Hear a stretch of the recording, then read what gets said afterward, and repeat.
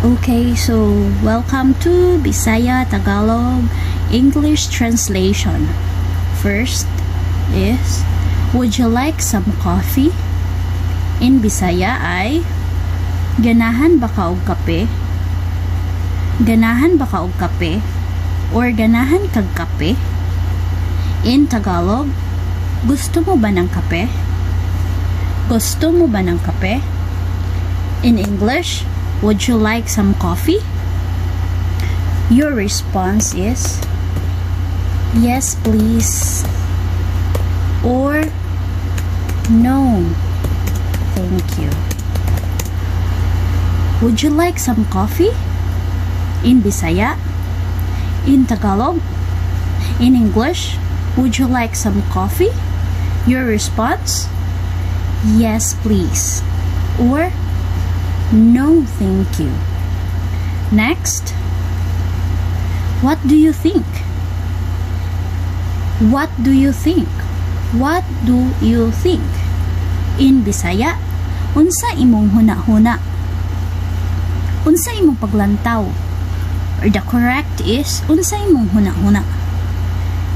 In Tagalog, ano sa tingin mo? Ano sa tingin mo? What do you think? Your response is, I'm not sure. Again, what do you think? I'm not sure. Next, do you agree with me? Do you agree with me? In Bisaya, uyon ka nako. Or uyon ba ka nako?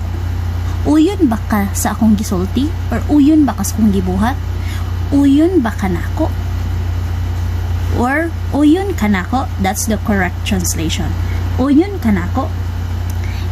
In Tagalog, sumasang-ayon ka ba sa akin? Sumasang-ayon ka ba sa akin?